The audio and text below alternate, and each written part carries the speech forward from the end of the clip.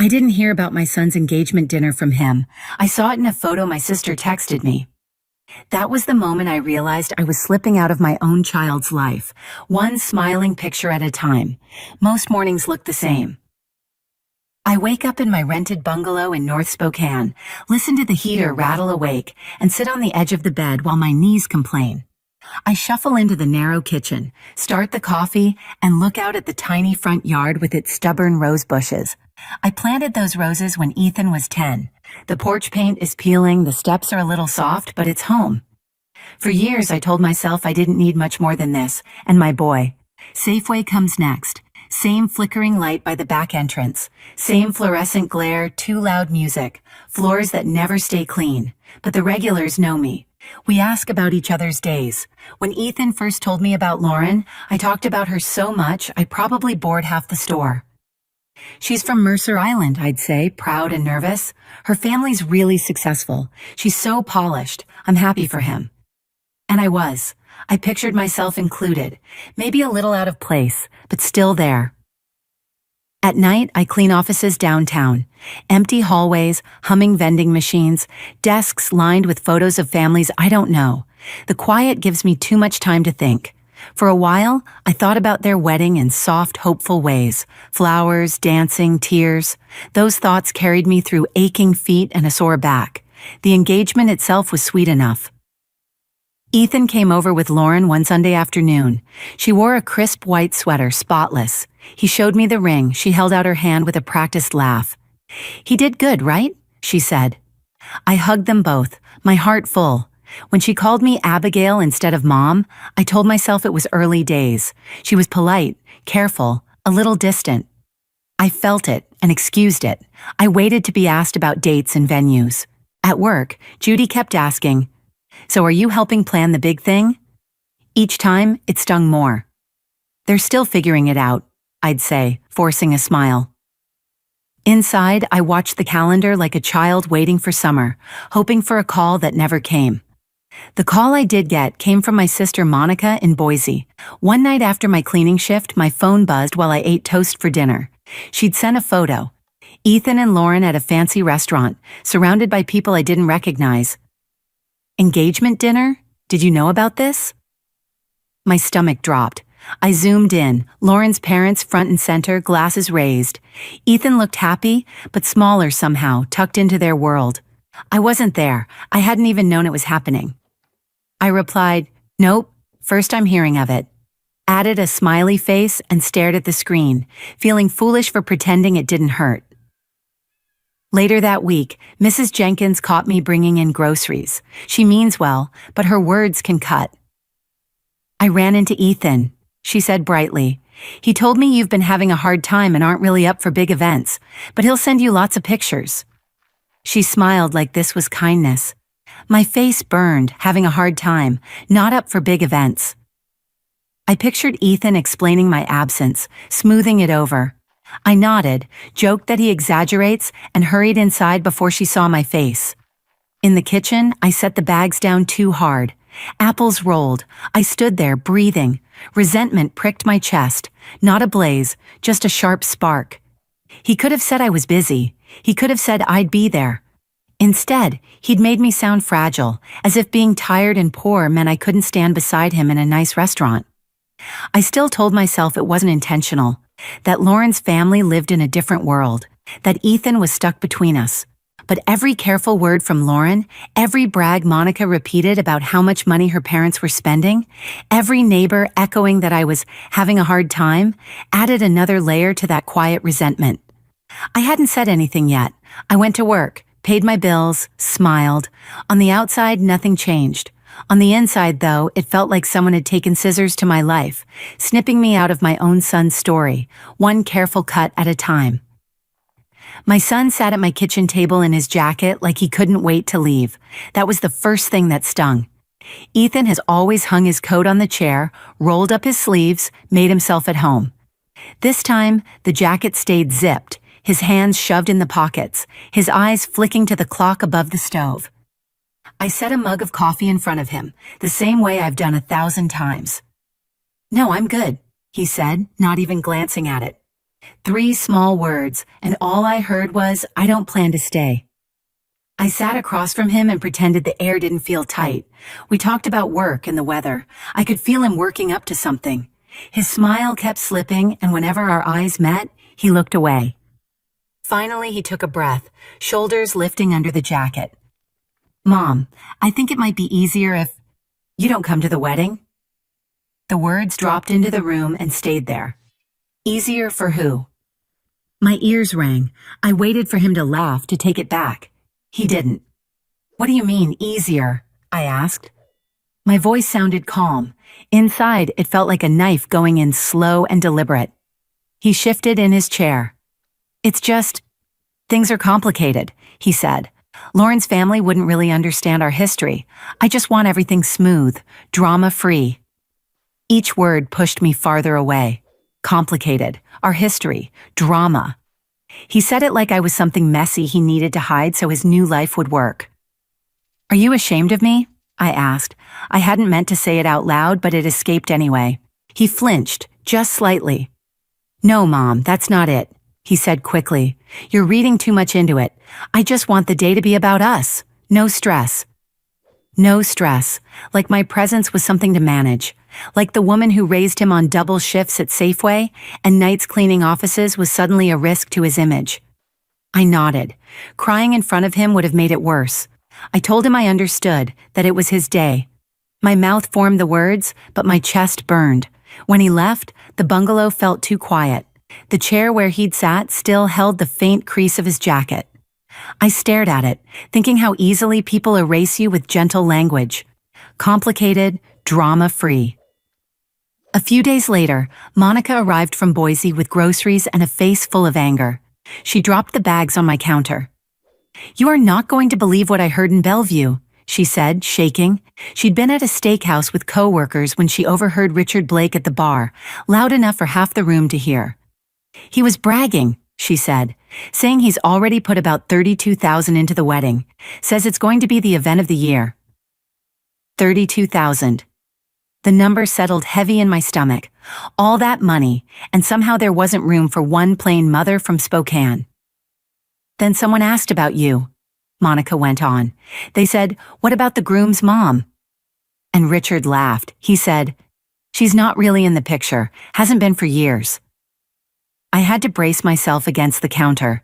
Not really in the picture. I see my son every week.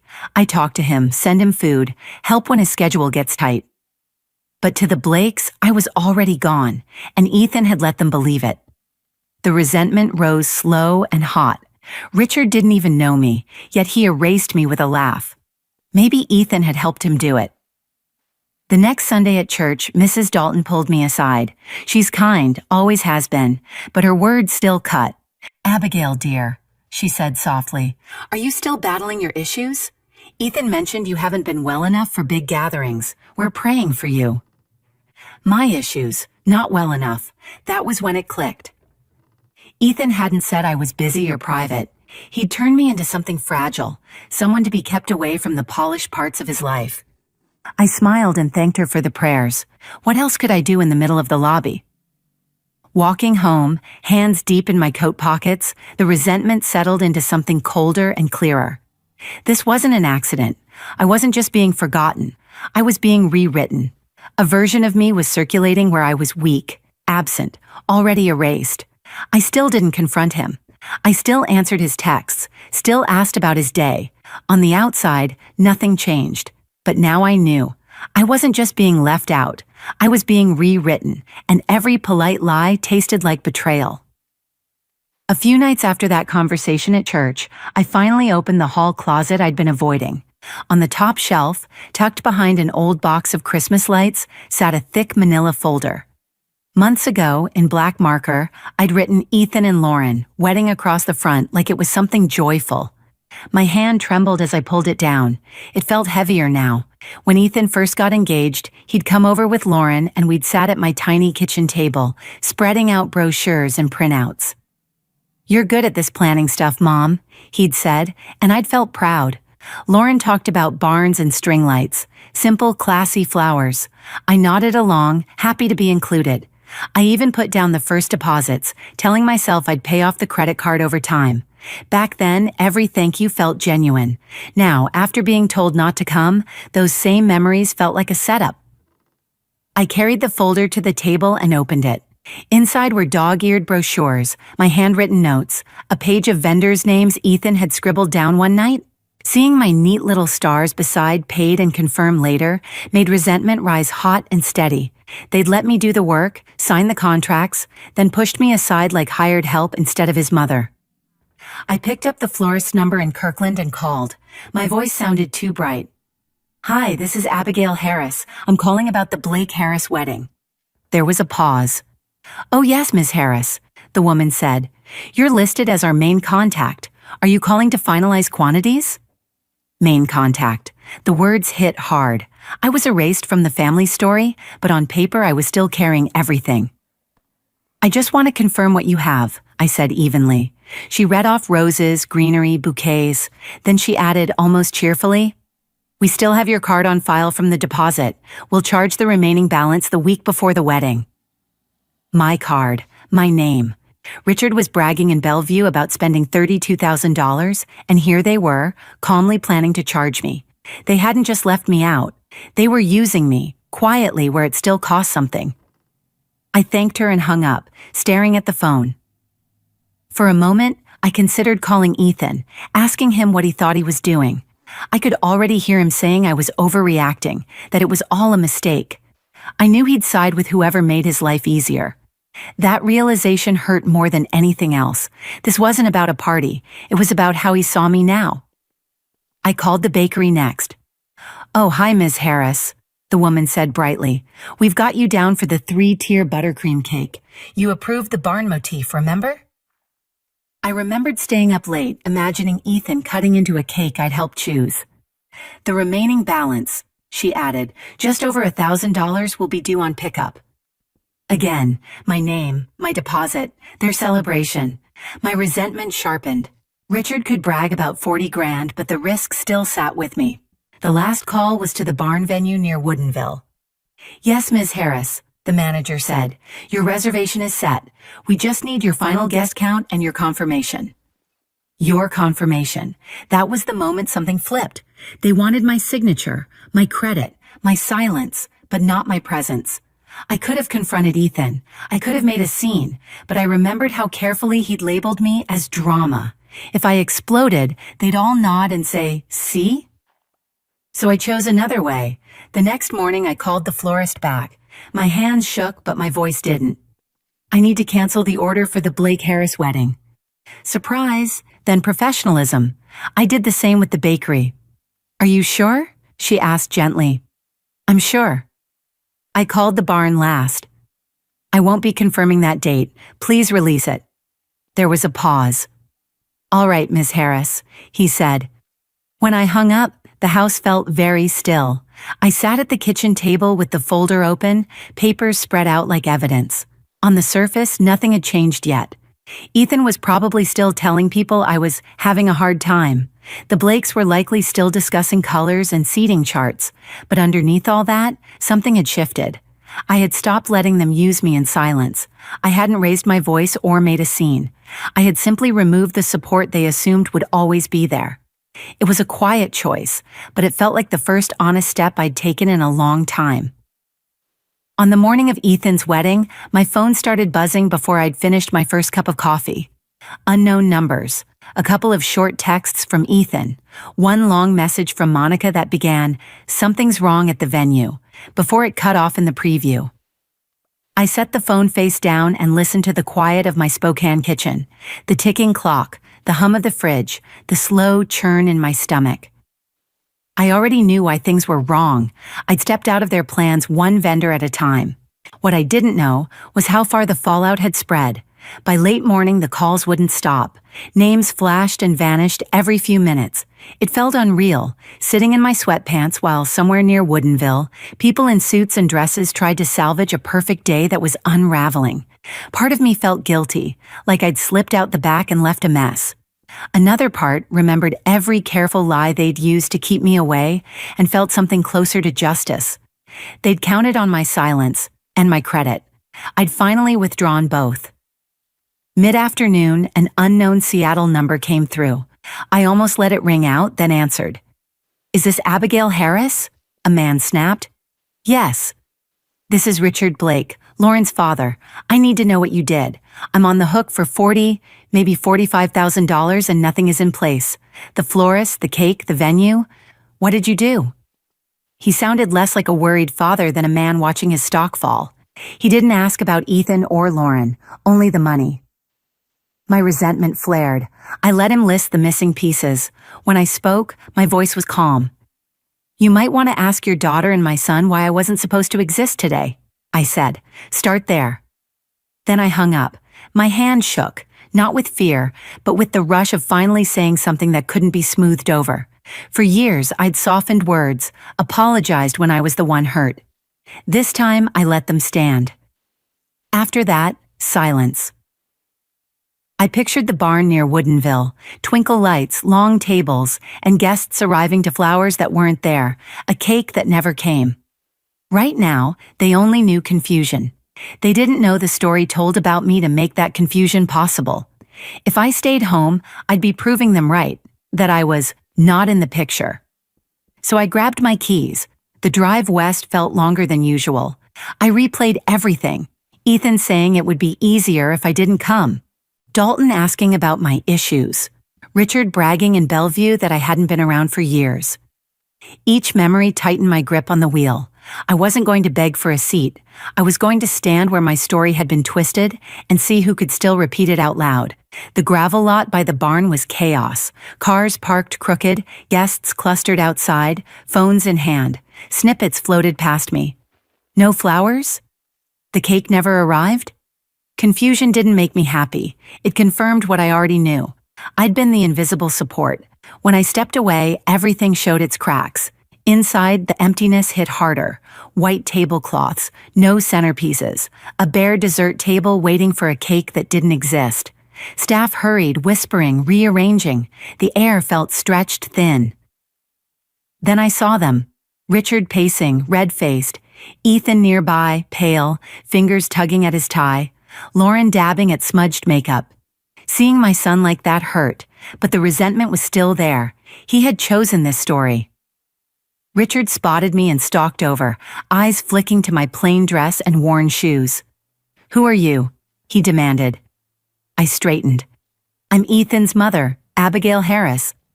The room went quiet. Heads turned. I watched recognition spread across Richard's face. The woman he'd erased was standing right in front of him. He turned on Ethan.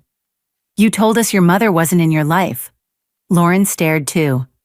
"You said she wanted nothing to do with this." I didn't raise my voice. "I did what my son asked. He didn't want me here, so I stayed away. As for the wedding, my name was on everything. They wanted my help on paper, not my presence." Whispers rippled.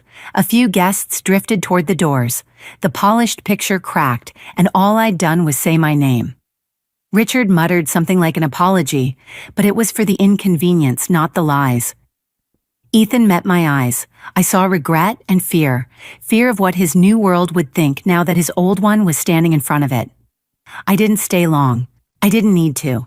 As I walked back through the lot, past confused guests and bare doorways, I felt steady. Not triumphant, just steady. For the first time, I wasn't the one hiding. They were, and no matter how the rest played out, they could never say again that I wasn't in the picture. They had seen me, heard me, and watched their own story collapse around us. Driving back from the barn, I left the radio off. I didn't want any sound that wasn't my own. By the time I reached Spokane, the sky had turned that familiar gray-blue. Instead of going straight home, I pulled over near the Spokane River, along a quiet stretch of the Centennial Trail, where I used to bring Ethan for sandwiches when he was little. Back then, he'd throw rocks into the water and tell me I was the best mom in the world. Now I sat alone in my car, engine off, windows cracked, listening to the river and the distant whir of bike tires. I knew what people at that wedding were saying, that I had ruined the day. Even imagining it hurt. But sitting there, breathing in the cool air, something simple settled in me. I hadn't destroyed anything. I had just stopped holding together a story that was never honest. That day had been built on lies about me. All I did was step out from under it and let it fall. The first call came a few days later. Richard again, but this time, his voice was different. No shouting, no numbers tossed around like trophies. "Abigail," he said, "I owe you an apology. I believed things about you that weren't fair. I should have reached out myself." I heard the apology, and also what it wasn't. He didn't say he was sorry for erasing me or for telling people I was gone. It was about embarrassment, about pride. I thanked him calmly and didn't rush to make him feel better. For once, I let the discomfort stay where it belonged. Lauren didn't call. She sent a handwritten letter on thick paper from Mercer Island. Her handwriting was neat, careful. She apologized for never questioning Ethan's version of me, said it had been easier to believe it. She wrote about the humiliation of the ruined wedding, the whispers, the fallout. I read every word. I believed she was hurting, but even in her apology, she remained the center of her own story. I was a lesson she'd learned, not a person she'd helped erase. I folded the letter and put it in a drawer. I didn't hate her. I just didn't have room to carry her pain on top of my own. The next weekend, Monica drove up from Boise with a trunk full of groceries and that fierce look she gets when she's ready to defend me. We sat at my kitchen table, the same one where Ethan told me not to come, the same one where I canceled the wedding piece by piece.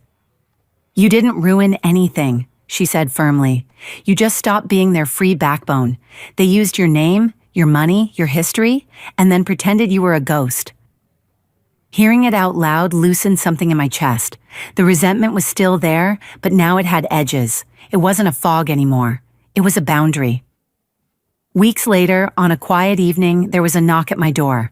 Ethan stood on the porch, hands in his pockets, shoulders slumped. He looked older, tired in a way that matched me. "I don't know where to start," he said. For a moment, the old part of me wanted to pull him in and make it easy. The newer part stayed still. "Start with the truth," I said.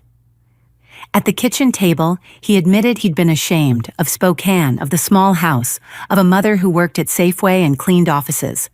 He said it had felt simpler to tell Lauren and her family that I wasn't really around, that I had issues, that I wouldn't want to be involved.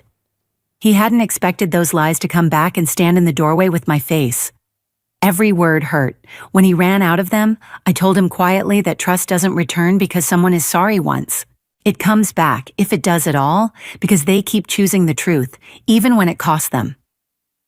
Our relationship didn't snap back into something easy. It became slower, more careful.